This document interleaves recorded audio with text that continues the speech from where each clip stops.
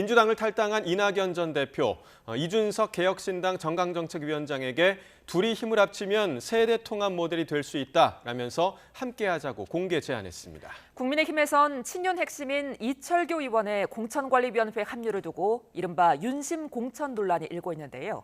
자세한 상황 취재기자 연결해 알아봅니다. 김대겸 기자. 네, 국회입니다.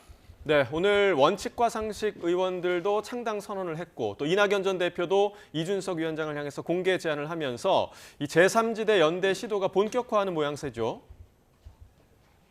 네, 이낙연 전 민주당 대표는 오늘 라디오 인터뷰에서 이준석 개혁신당 정강정책위원장에게 사실상 연대하자는 뜻을 내비쳤습니다. 단순한 반윤 비명연대를 뛰어넘어 세대통합 모델이라는 더 큰 가치를 추구해보자는 건데요. 직접 들어보시겠습니다. 이준석 전 대표는 이 청년 정치를 상징하는 분이 돼 있고요. 예. 저는 좀 외람됩니다만은 경험 많은 정치인의 대표격으로 돼 있지 않습니까? 그런 점에서는 세대 통합의 모델이 될 수도 있다.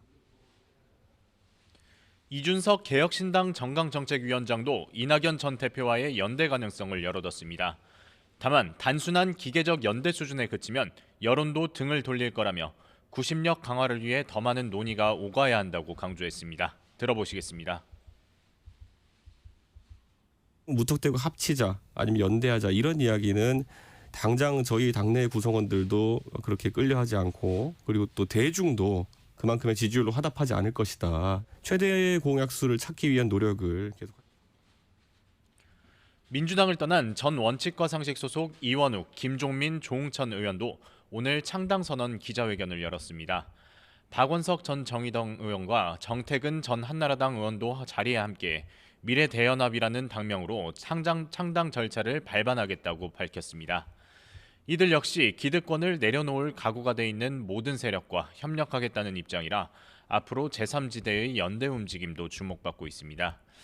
잇따른 탈당과 신당 창당 행보로 민주당 내 분위기가 어수선한 가운데 이재명 대표는 아직 별다른 메시지를 내지 않고 있습니다.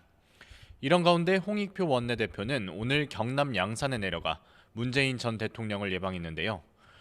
홍 원내대표는 문 전 대통령이 총선을 앞두고 당내 분열적 요소가 계속 일어나는 것에 대해서 많은 걱정을 했고 그리고 당을 더 통합적으로 운영해달라는 당부를 했다고 말했습니다. 네, 국민의힘 상황도 알아보겠습니다. 친윤 이철규 의원이 공관위원회에 포함되면서 이른바 윤심 공천 논란이 일고 있죠. 네, 말씀하신 대로 어제 발표된 국민의힘 공천관리위원 명단에 친윤 핵심인 이철규 의원의 이름이 올라가면서 여진이 계속되고 있습니다.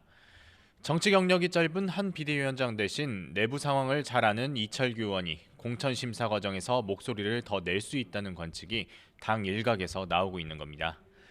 대통령실 출신 참모진들이 잇따라 여권 강세 지역에 도전장을 낼 것으로 알려진 터라 윤심 공천 논란이 불거질 수 있다는 우려도 제기되고 있습니다. 국민의힘 홍문표 의원은 이와 관련해서 오늘 라디오 인터뷰에서 원칙 없는 공천이 이뤄진다면 당 이탈과 분열 움직임은 불가피할 거라며 경고성 메시지를 던지기도 했습니다. 원칙이 없이 발표를 하고 사람을 내려꽂고 하면은 결국 그동안에 거기에서 열심히 했던 분들이 그냥 물러서지는 않을 거란 말이에요.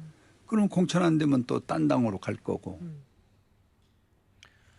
윤재옥 원내대표는 한 비대위원장이 공정한 공천을 위한 원칙과 기준을 세울 거라며 거듭 우려를 일축했습니다. 이런 가운데 한동훈 비대위원장은 경남 양산의 통도사를 방문해 종교계 외연 확장 행보를 이어갔습니다.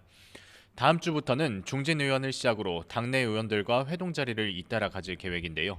공관위원 인선과 관련한 우려가 일고 있는 만큼 인적 쇄신 방향에 대한 고민도 함께 이어질 것으로 보입니다.